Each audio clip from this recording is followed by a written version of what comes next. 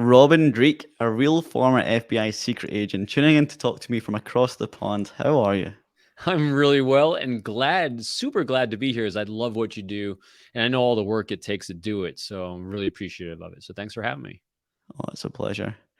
We see FBI agents in action movies and thriller documentary series and in double agent slapstick comedies, but we often forget that it's actually a real job keeping us all safe in our own respective country. Can I ask where the genesis of that career began?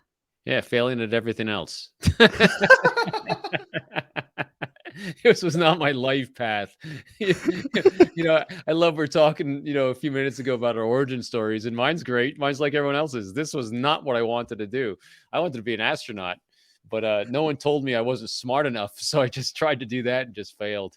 Um, so yeah, so origin story for that goes all the way back to growing up and literally wanted to be an astronaut. We had friends of the family that was a United Airlines pilot. He flew jets off an aircraft carrier during Vietnam. He was like the coolest guy with the I love me room in his house was phenomenal. It was just so cool. And being with a family that didn't have any money. I mean, my parents have never owned a home. And matter of fact, for about 3 or 4 years of my life, we lost our heating in the house, or I lived in upstate New York. And so we had to start, we took our last $400, installed the wood burning stove, and we had to heat our house all by wood. And we ran out of wood in January of our first year of doing that. So we're chopping wood and keeping the house warm all winter long. And I remember every morning, and this was when I was in seventh grade, so probably 12, 13 years old. I mean, I used to get up to I had multiple jobs. I was a paper boy, which in up and down hills, and there's you had to get up at 4:30 in the morning before school, and all winter long, deep snow, deep cold. I remember I used to have to get up before we started the stove in the morning. I literally had to chisel the ice off the inside of the door so I could open it so I could get out to start delivering papers. And so that's how cold the house was inside. So yeah, so from there I wanted to go to the Naval Academy because it was a free education, because I wanted to serve. I wanted to be an astronaut. I wanted to be a Navy pilot. This is before Top Gun, the first one, came out. So when that movie came out, I was really angry because now everyone's competing against me to get in, because everyone else wanted to do the same thing. But I had to take a standardized test like 7 times. It's called a Scholastic Aptitude Test, the SATs in the States, to have a high enough score to even get an application to the Naval Academy. So it took me an extra year to get in. I took that test 7 times. I mean, I did okay in school, but I wasn't big academically, but I was good. And so it took me an extra year to get in the Naval Academy. And you don't let someone who tried so hard like that had that takes an extra year to get into major in aerospace engineering. That was like a disaster. So I failed out of aerospace engineering, went into political science just so I could major in graduation. My eyes went to 2030 back then for vision, which was uncorrectable. Now they're 2020. So don't even ask me. I think it was just a bad medical examiner. So I couldn't go fly. I didn't want to be in the Navy. I wanted to be in the Marine Corps then. So I kind of shifted, went to Marine Corps. So I got out of the Naval Academy, graduated, went in the Marine Corps, and then I did 5 years active duty in the Marine Corps. I got out a captain. My last place I was at in the Marine Corps was at Paris Island, where we trained recruits at boot camp. I was a company commander there. And we had an FBI recruiter come down and says, I think Marine Corps officers make great FBI agents. And if you come with me, I'll help you get in. I'm like, okay, that sounds good. So I literally tried it and I got in. I had no idea what I was going to do. I got assigned to the New York City field office in Manhattan. And I bumped into some people before I got assigned a squad. And they said, hey, why don't you try to get on our squad? I said, what do you do? And they said, we work counterintelligence. I said, what's that? And they said, well, we specifically try to recruit Russian military intelligence officers that are at the United Nations and they're spying on our country. And I said, huh, that sounds pretty cool. I'll try that. And there you go. That's how I got into it. Wow. I've had the opportunity to maybe hear 85, 86 Genesis stories, but this one is remarkably unique. Reflecting on the kind of tail end of your tale there, your job was to recruit al- uh, enemy spies who were spying on your own country. How that must seem like that seems like the most incredible, hard, most intense, most difficult task to convince someone who's working against you to work for you, what tactics what tactics did you deploy to convince enemy spy to work for your nation? I can't imagine a job as difficult as that. So, great question. You don't use any tactics because you can never convince anyone to do anything. You have to inspire them to want to. And in order to find the ones that already have it in their mind that this is what they need to do to solve a problem in their life, that's what the job was. The job was because I was just said it perfectly. When I first was assigned to do this, is that all right? Your job is to recruit intelligence officers. My first reaction was, well, how the hell do you do that? And what the secret is you don't do that. The secret is just like everything in life. I've been just like you, just like everyone listening that is trying to figure life out. If you come from not much, you've recruited allies your entire life. That's my literally my catchphrase and everything is in order to get the Naval Academy, I had to recruit allies. In order to get enough money to buy clothes so I could go to school, I had to recruit allies. I had to recruit neighbors to hire me as to cut their grass. I had to recruit people to allow me to be a paper boy. I had to recruit all these people in my life to help me do X, Y, and Z. And so I've been recruiting allies my entire life. So recruiting a spy is the same thing. And in reality, we don't recruit anyone. We're forging relationships and healthy relationships, and we're forging trust. And the way we do that is the same thing when you're trying to recruit a spy, is you're not recruiting a spy. You're identifying challenges, priorities, and pain points in someone else's life, figuring out what those things are, and then seeing what you can do to help alleviate those challenges, priorities, and pain points. What can you do to make their life a little bit better? What can you do to make their job a little bit easier? What can you do to be a resource for them in things that are important to them? And when you do those things, and they can trust you with transparency and vulnerability, honesty and openness, we might have a relationship that can then move forward together. And so my job, inspiring someone to cooperate with me instead of spying for their own country, was the same thing. I was trying to identify individuals that had priority challenges and pain points that aligned with the resources that I had. And What my were they priority, typically?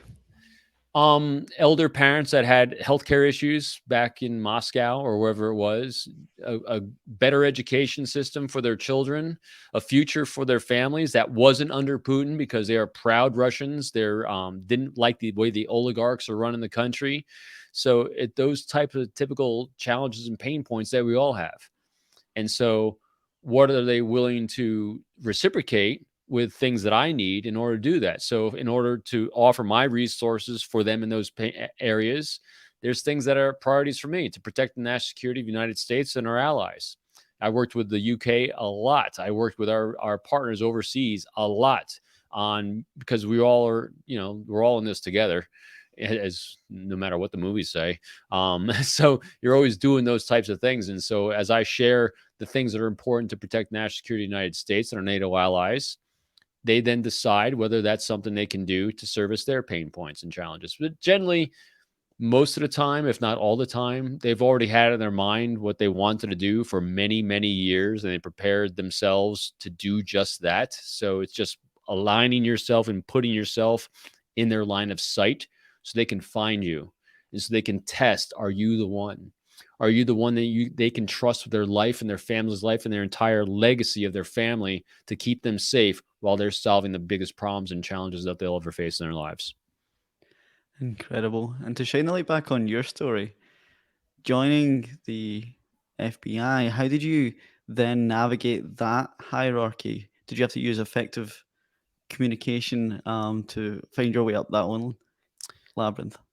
Greatest question ever, because most of my time was strategizing how to recruit allies and my bosses to let me do the things that required doing. Because human beings are all exceptionally predictable. And this is how we are. We're all going to act in our own best interests in terms of our safety, security, and prosperity for ourselves and our families. And what's really predictable is we only say yes and go along with things that make us feel safe. And the problem, and you work in the world of counterintelligence and recruitments and all these things, it's very innovative. You have to be out in front. You have to be entrepreneurial. You have to be proactive in things. And proactivity and innovation typically does not make people feel safe. And so when you're trying to inspire a boss to say yes to an operation that might undermine their career from their point of view, getting to yes from them can be a great challenge. And so first you had to communicate with your bosses to show them and demonstrate to them through your actions, words, and deeds that saying yes to you was going to be a help to them and make them safer in what they're trying to do with their careers. Then you get the yes, then you have the opportunity to try to do it with the person you're trying to recruit. So yeah, it's a very dynamic, human focused endeavor in life, no doubt. Were there any aspects of your earlier life, your humble beginnings, that helped you propel, or maybe in the opposite, held you back through climbing those ranks? Yeah, you did great work. Great questions. Um, everything held me back and helped me at the same time. So people like us, when we grew up with a lot of grit, a lot of resilience, a lot of tenacity, all those things that make us extremely successful in being able to survive, because we are literally in survival mode for so long, and survival mode makes us be able to thrive eventually, but it's also very me focused. It's very center focused because we're not consciously thinking about, I have to recruit allies. We're just doing it for survival mode. So you had the reps of doing it without realizing what you're doing. And so for me, all these things we're talking about are deep leadership. When I was in the Marine Corps, when you're recruiting confidential human sources for the FBI, bosses, it's all leadership. It's all moving a group and a team towards a destination with you as the point person. The problem is earlier life with grit, resilience, and tenacity makes you very me focused. But these leadership is about being other focused. And so I needed to balance that dichotomy out. I needed to learn how to reverse that optic and reverse the language from being me centric to other centric. And I tell this story often. My humbling moment in the Marine Corps, the first really profound one, was when I was ranked dead last out of all the second lieutenants in my first duty station. And I was like, that's weird. I didn't get it. I was a popular guy because popular people generally are look at me, look how funny I am, look how entertaining I am, like gregarious and outgoing. That's me. But that's very me centered. Leadership is being about other centered, being other focused. So I didn't have the language built in to do that. And so when I was ranked last, I go to my rating officer, my major, and I asked him, I said, what am I doing wrong? And he said, well, that's easy. Just be a better leader. Didn't understand what the hell he's saying because I thought I was because I was popular. And I said, I don't get it. How do I do that? And he goes, that's easy also. You need to make it about everyone else but yourself.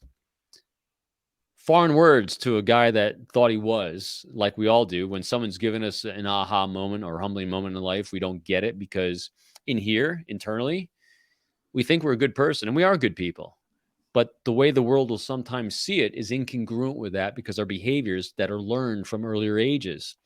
And so what he couldn't tell me was these four things. And these are the four major key takeaways I love sharing because they were the things that took me so long to understand and learn. But when you can do and incorporate at least one, if not multiple of these four things in everything you say, everything you do, everything you write, everything in life, it reverses the focus from yourself and makes it about someone else. It inspires them to want to cooperate. It inspires them to want to trust you. It inspires them to say, hey, this person is good for me in my life.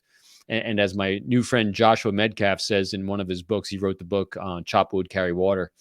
What he says in his books is, think about the person that you love to watch come through the door because you can't wait to see them. And then ask yourself, are you that person as well? And so it's these things. Number one, seek the thoughts and opinions of others instead of blabbering on about yours.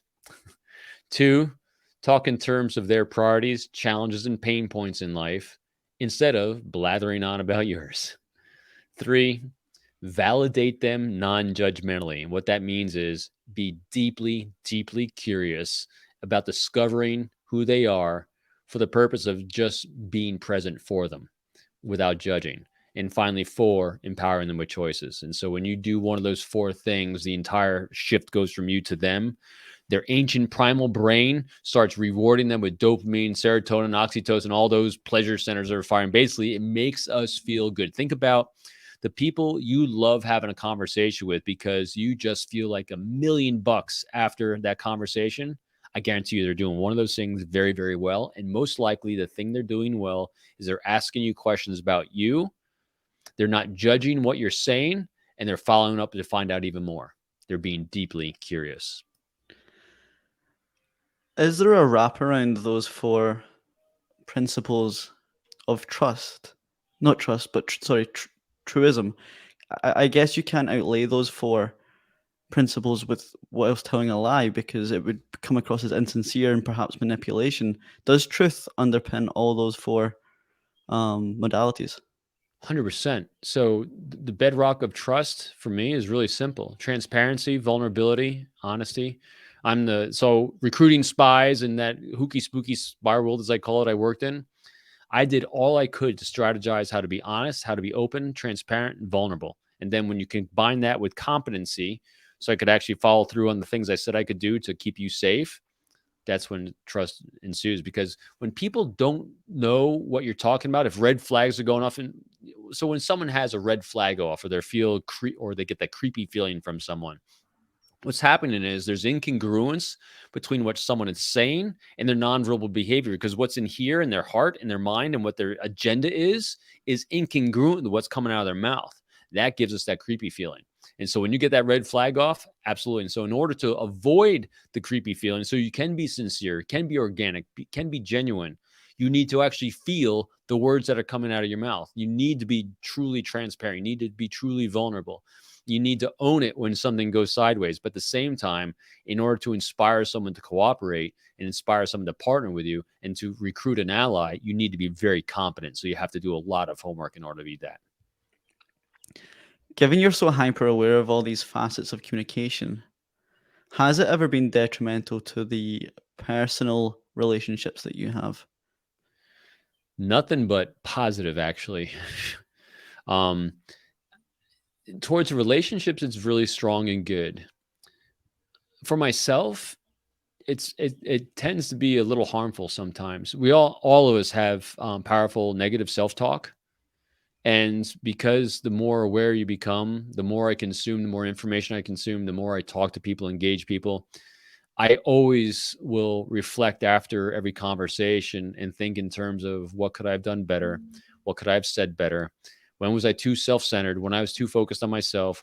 Did I do something wrong? I mean, I'm always constantly replaying the tapes in my head to see what I could have done better for someone else. And so the more you become aware of every little nooks and crannies of I call it seeing the code behind the matrix, the more you can fall into a trap of negative self-talk. So I'd say relationship wise, it helps a lot with folks, but at the same time, if you don't manage it, it can be harmful to yourself. The four key principles that you outlaid, can you still deploy them over like digital communication, whether it's 100%. email or text message or even phone call? 100%. Absolutely. Think about it. Just when reaching out to someone for the first time, I always like to start out with the validation of their time, because time is the most important thing people have that they're very unwilling to share a lot of times, especially if they think you might be a phishing scam or a cold call or something.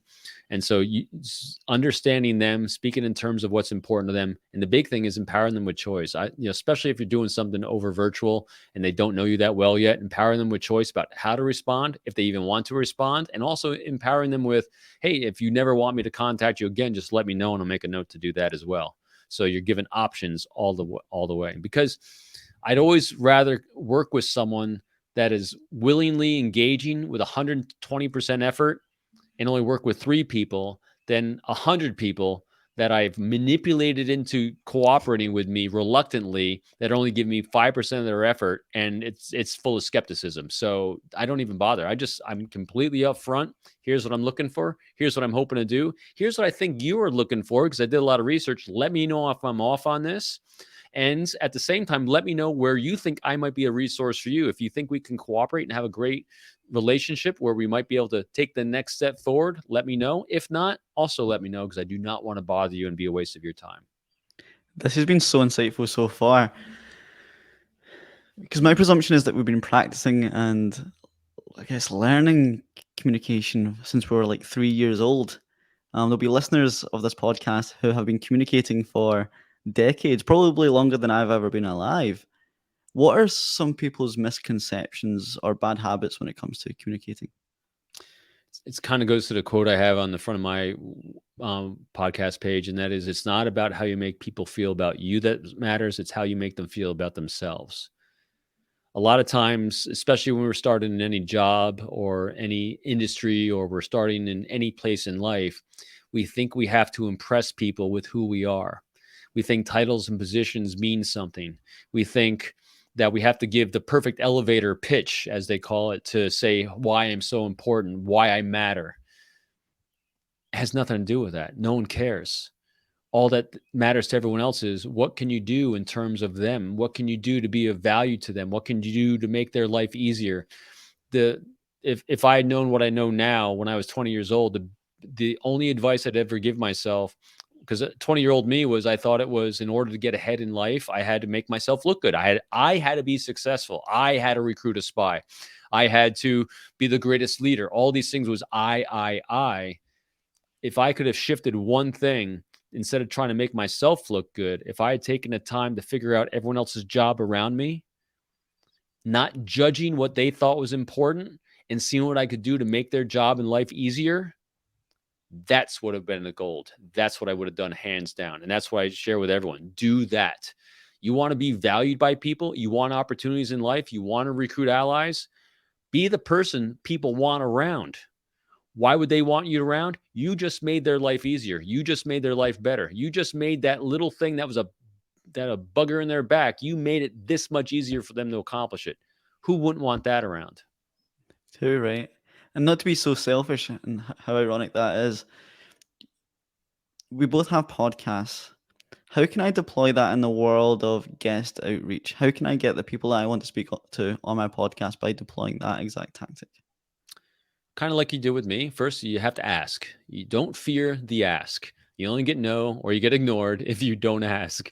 And the big thing I think to try to do always is talk in terms of who you're serving, and that you have an audience. I thought you did a great job with me, saying, "Hey, here's an audience that I have that could really be benefited by the knowledge you have to share." If that's something that you think you have time for, that'd be fantastic. If not, I completely understand. So what you just did was you talked in terms of someone else's pain point. You said the information that I have could be valued to someone else. And if I have a service mentality, which is the value of your podcast, you're serving an audience, it can be congruent. So that's what I was always looking for too. That's just what I would do. And if someone can resonate with that and they have the time, great. If not, okay, it wasn't meant to be, and move on, because you never know what you're going to get. I love it, Robin. So, how would you personally define trust? A few things. Two areas really. One was what I kind of came up with predictability. I think when people are very predictable, you can trust what they're going to do, and trust that, for me, doesn't come down to morals and ethics. It comes down to predictable behavior. And the other that I use all the time now, and Dr. Abby Morano came up with it, a good friend of mine and the show, nonverbal expert, amazing skill set. She says trust is about feeling safe. And so I think when you can be predictable and you make people feel safe, that's where trust is born. I'm trying to think of like a everyday example or everyday scenario where someone would need to deploy those two prongs. How could you adapt that into the world of dating? For example, approaching a guy or a girl at a bar. How could you provide them with those two facets? Well, it's going to be individually specific to individuals that you're approaching, and think to yourself, because just so in the world of recruiting a spy, which is the highest level of dating, maybe because you're trying to forge a relationship on trust and trying to get someone to come on board and cooperate, you're painting this beautiful art piece just for them, just this one person. It's not a line that you use on everyone, because every individual is different, because every individual is going to need to feel safe a little bit differently, in a little different situation, in a different venue. You don't know what that is until you start thinking about the palette upon which you're going to try to create your art. And so that palette, once you identify what it is you want to paint and what it is the art you want to create, you have to think of in terms of, what does this person need from their perspective, which is empathy, not my perspective, not me guessing at it. What do they need from their perspective to feel safe with saying yes? That could be completely different for every human being. And if you don't know, I think the greatest thing you can do is be transparent with the fact that you don't know, because transparency equals trust. Say, listen, I would love to ask you out on a date. I have no idea why you'd say yes. I have no idea what I could do to make you feel more comfortable saying yes. But if you're willing to give it a shot, I'll do all I can to make it worth your while. Robin, I'm in. I haven't done that in many, many years. I've been married over 30 years. And so I don't know, but I would just, because what you're doing there is you made it about them. You're transparent and you empower them with choice. There seems to be a parallel between being transparent or admitting that you don't know and almost like self-deprecation. I know that's a huge component of Mhm. what you teach. Why is deprecation a good technique to deploy when trying to kind of win someone over in that aspect? So self-deprecation or self-deprecating humor is a great skill to have, because it demonstrates that you're self-aware enough and confident enough to be vulnerable. Because only self-confident people can use self-deprecating humor in a genuine, sincere way, not to be used as a tool. Because if you're using it as a tool, it's a manipulation technique. And you also have to balance it with, you can't overdo it. Like everything in life is a dichotomy. So self-deprecation also have to be balanced with confidence, because self-deprecation requires humility, and humility and confidence always need to be in balance. It's a dichotomy. It's very challenging to maintain, because if you over self-deprecate, then people are going to think you're an idiot and then never want to do anything with you. But if you do it, as well as demonstrating where you are competent and you know that you're competent in a certain area and you bring that skill set forward, what you're dealing with then is someone highly self-aware. And it's like when you do a job interview, one of those two trickiest questions you have in a job interview that really require someone to really nail, I think, really well, is the first one, which is a simple one, was what's your strengths? And when you're answering what your strengths are, you think about the skill set you have, the confidence you have in a certain skill set, but you have to answer it in terms of how that's going to solve a particular pain point or priority of the person hiring you. And the second question is, when they ask you what your weaknesses are, what I'm looking for is full transparency on what you think you suck at, with honesty. And then I want to hear what you're doing about it. Because there's someone that's willing to share, hey, I suck at this. I suck at interpersonal communications because I tend to make it too much about me. But I got a couple teachers, mentors, guys in my life that I actually am being coached by. I constantly take feedback for this, and I'm willing to do X, Y, and Z. And I'm looking for feedback from you, so that in those moments when I might deviate from my goal of trying to be really, really a good communicator, that you'll let me know. So what you just did was you were transparent. You made me feel safe that you're going to, if I can trust that you're going to tell me what you are horrible at, you're going to tell me everything. And so I can trust you to be transparent, and then you become predictable. It seems to deploy that you must have a level of or an ability to remove or adapt your ego. I've heard you use this term ego suspension. Yeah. Could we share that what that is with the listener? Yeah. Ego suspension. None of these things can happen unless you can suspend your ego. To put it more simply, I think, than just suspending ego, it's letting go of our insecurities the best we can, because we all have them. That's, it's one of the things that is a universal, human beings, we're all insecure about something. And what that gets in that, it's basically our ego gets wounded, it gets bruised.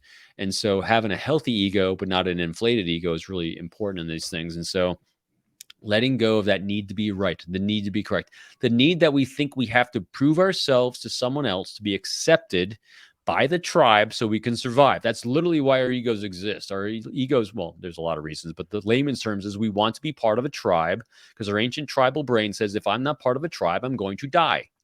And so when we feel like we're being ostracized from the tribe in any way, we get defensive, we feel insecure, and we're going to battle our way back in. That's our ego. Because we think we're going to get back in the tribe by saying, look at me, I'm really important to the tribe, rather than telling the tribe, hey, that you are really awesome as a tribe, and here's how I'm going to make your job easier as a tribe.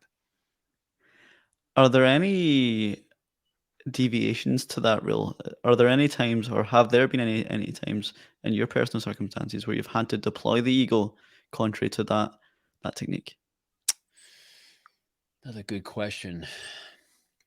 You know, the only thing that fits rapidly in there is, one of the things you want to do when you're developing a strong relationship with someone is to kind of match their tempo, become congruent with them is a better way to put it, because matching and the problem is I don't like giving it a label and meaning, because then it sounds like it's contrived and it's not. But what's happening is you're matching tempo, you're matching language, you're matching types of dialogue they're having. If someone is more direct and someone's more in your face and someone's more assertive, you know, you want to make sure that you inflate your self-confidence more to kind of come at them, not come at them, to dialogue that same way, so they can see you as someone they can communicate with, because that's all you're trying to do is demonstrate that you can communicate with me. So you're always kind of adjusting your tempo and adjusting your method of communication to match. I wouldn't say you have to increase your ego on that. You just have to be aware of it. The other area too is when you're dealing with someone, this I only in law enforcement do you tend to do this more, although corporate America too you do. And that is when you if you start dealing with someone with high psychopathy, that they lack empathy, they're going to try to use your ego against you and your insecurities against you, as a pure predator would. And so you just have to be very aware of it then as well. Those are probably the two biggest areas. But in general though, I'd say you don't ego suspension. I'd say ego awareness is a better way to put it. I love it. And communication spans beyond just the brain to mouth function. It's also your kind of non-verbal cues. How does one start to become aware of how they're communicating with their limbs and their smile and their eyes and their posture and such? Best way to become aware of your nonverbals is look at the world around you and how they respond to you. Do you make people feel comfortable, or do you make them feel uncomfortable? So good friend of mine, Mark Bowden, nonverbal expert, beautiful observation. He gave a great analogy for this. So for nonverbals, simply put, is the feeling of comfort, feeling of versus the feeling of discomfort. And you would like your nonverbals to make people feel comfortable. And so what does comfort look like in a really simple way to do it? Picture yourself, you're outside. And this is his analogy, so I loved it. It's a very, very cold day, snowy or cold driving rain. I mean, it is miserable outside. And you get the chance, and you're all bundled up and you're wet and you're frozen, but you go inside and you have a nice big roaring fire. And you just melt. You're like, oh, and you find they're able to shed your layers off you of the wet, horrible, cold clothes, and you put on a nice pair of warm pajamas, and you got a hot cup of cocoa, and you're just sitting by this warm fire, and you just open up. That is what comfort is, as opposed to the way you felt outside and you're cold and everything's closed in and condensed and crunched in like this.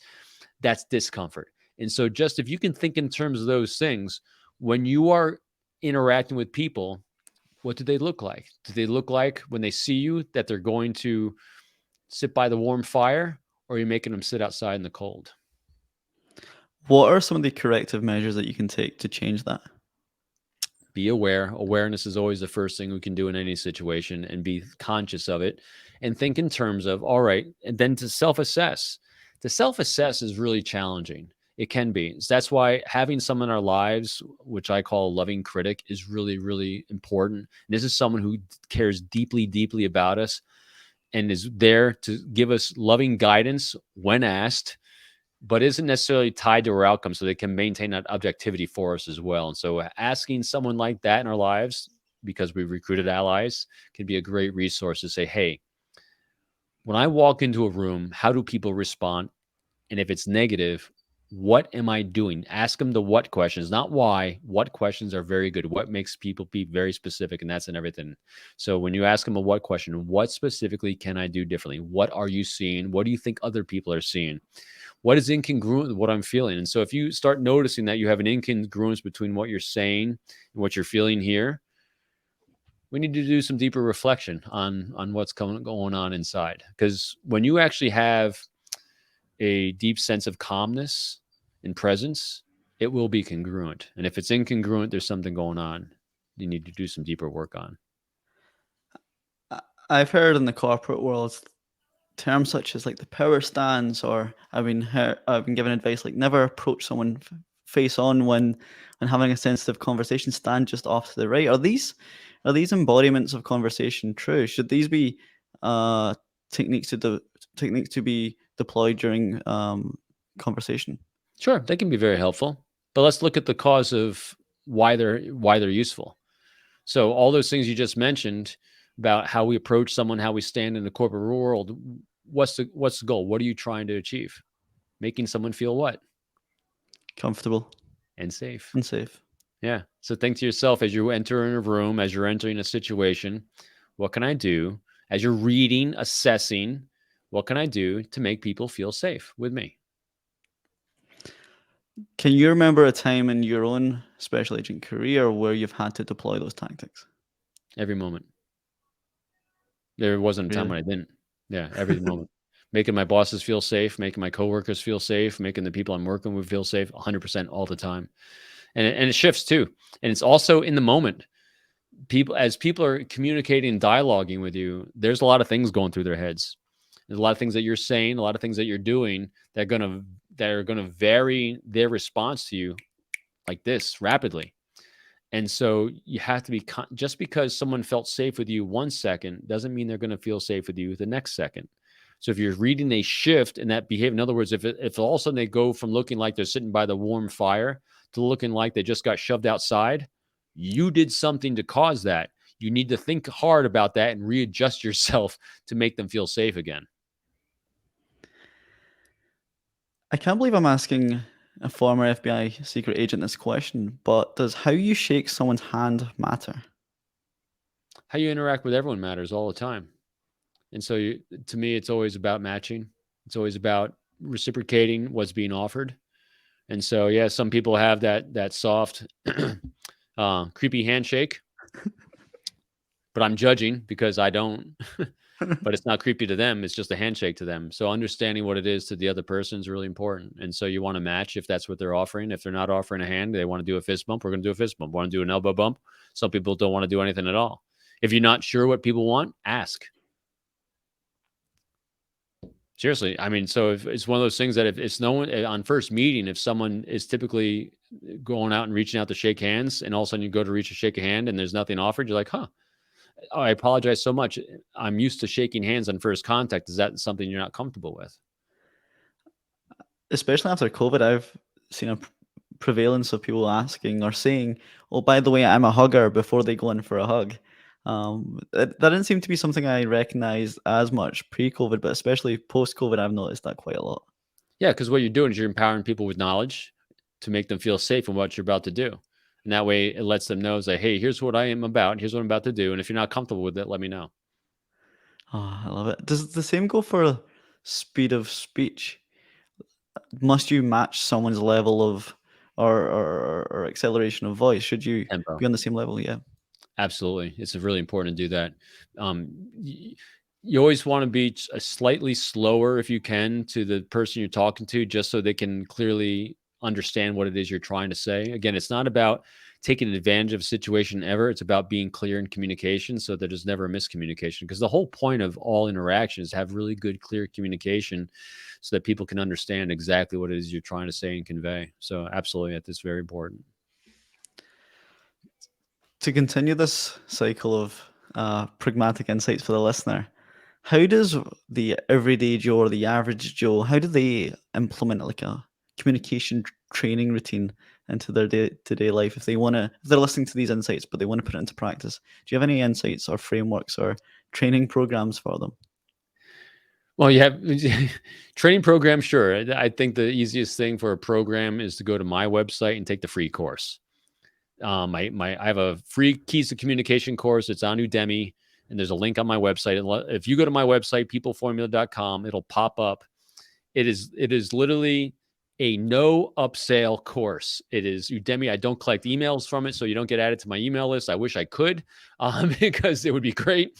But it's no upsell. You get a link to my podcast. The only thing I promote on the course is, hey, if you want more examples of this, just check out the podcast. But it's 40 minutes of me walking through the 4 keys of communication. And then just do all you can to be present. Try to engage the world the best you can without an agenda. So if you're going to be in a meeting, if you're going to be interaction, if you're going to go just meet a friend, let go of an agenda, let go of your time, let go of everything. Hear every word being spoken and become curious to something that kind of speaks out of the normal. Explore that, because if it comes out of someone's mouth, it's important to them. Explore and be curious about what is interesting to them. And that's just start practicing that and using those 4 keys of communication. Don't be in a hurry to tell your story, because no one really cares.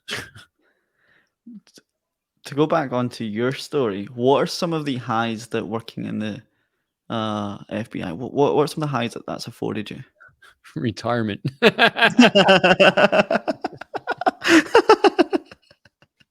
I'm pretty pragmatic as well. It's a good retirement. I like it. I can imagine. I got to, no, I did, I, for dealing with the bureaucracy was the horror. It was a pain. Took a lot of skill. I learned more about human interaction by dealing with bureaucracy than trying to recruit spies. But it allowed me to do righteous work. That's what I call it. And that is protecting the lives and wherewithal of my country and our allies around the world. And whether you're an ally or not, just protecting humans against suffering. That's all I do in everyday life, is what can we do better to make life a little bit better for those people around us.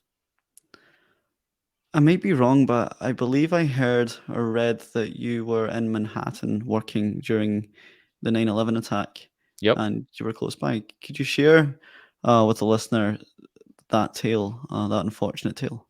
Yeah. My office in Manhattan was about 5 or 6 blocks away from the World Trade Center. Matter of fact, right here. I keep it right here. This is a piece of glass from the World Trade Center. Oh my Because, gosh, yep.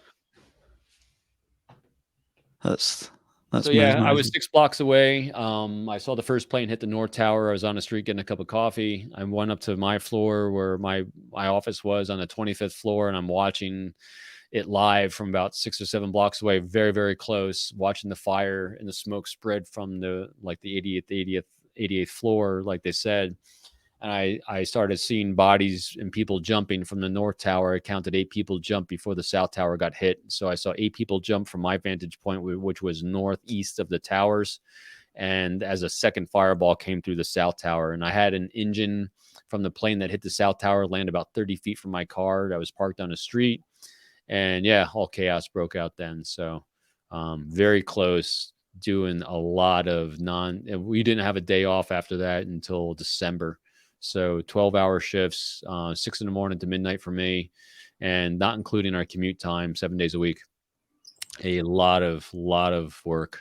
Can I ask what the day in the life looked like during those 12-hour shifts? What That problems was were you trying to solve? all over the place. You never knew what you're gonna do. There was days when I was at the landfill. It's called Fresh Kills Landfill. That's where I got the piece of glass, where you're literally given a steel rake, and we're talking miles of debris of just concrete and rebar that you were given a steel rake and say, "Look for fingers and toes." You're looking for remains. You're looking for artifacts to give back family members. You're looking for anything you could find for a family grieving. We had days when we're conducting leads where we had a name hit from a flight. I was going on aircraft once the airspace started opening up again with name hits on the watch list. I mean, there was interviewing people all over the city, because you cover every lead. Anytime a tip is called in, you cover it. Even, I mean, the first, I had lead number 3 on the investigation of this, when lead number 3 was individual saw a plane flying down the Hudson River. You know how many people saw a plane flying down the Hudson River that day? Millions, and we covered every single one of them. So it was a lot. Oh my god. That was a Again, day in life. There was no normal day. Every day was different.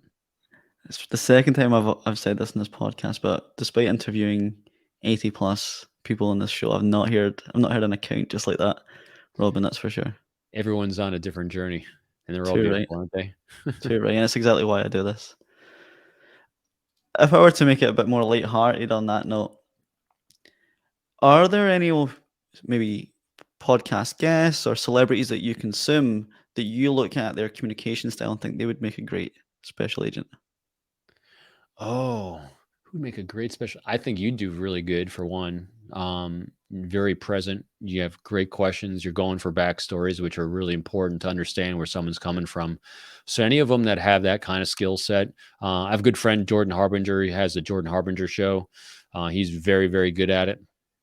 I mean, a lot of podcasters, and once you get above a certain number of interviews you do, and if you edit yourself, you get better. And you get better than most people in law enforcement, because you're doing more interviews than most people in law enforcement are doing. You do more interviewers than people hiring do.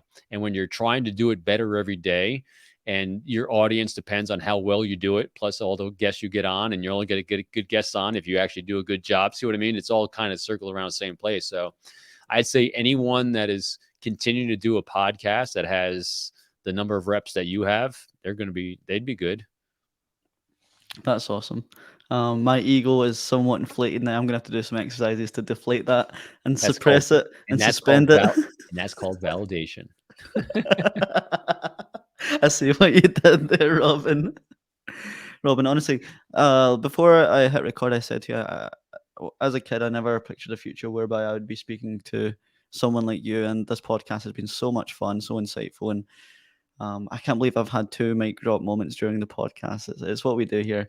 I'm really appreciative of your time, Robin. If people want to get in touch with you to share their thanks for this podcast or find out more about what you do, where's the best place I can signpost people? Piece of cake, peopleformula.com, all one word, peopleformula.com. On that is my podcast is on there, all my offerings. I do coaching. I'm a keynote speaker. That's a big thing I do. And so, but the most important thing, there's a lot of free stuff there. So my podcast is free. My articles are free. There's lots of content on there that you can upsell, but if you want to take free stuff and just learn more about this, just go there. You'll get everything you need. And at whatever level you want to, as I call it, death by Robin. You can have them as much as be in your life as you want. Too much too. All my books, I've written 3 books, so you can get my books through there too. They're all on Amazon as well. So as much as you want of Robin, believe me, there's plenty. Too much. Some of the listeners' family, friends, and romantic partners will be absolutely jealous with the amount of airtime they're going to consume of you now after all this free resource, Robin. Thank you so much. You betcha. Use it for a gift and say you spent a lot of money on it. There you go. It's my sister's birthday next week. Good idea. It's a great idea. Robin, I've really, really enjoyed it. It's been a highlight of my year. Thank you for coming on the show. Oh, you betcha. My pleasure. And for those listening, one last thing, make sure you hit subscribe, hit like, and share this with all your friends and neighbors and colleagues, because he puts in a lot of time and effort to make this a great show for you. Goes out and gets great people on board to share knowledge to make your life a little bit better. So show some love. Thanks. Thanks, Robin. You did my job for me.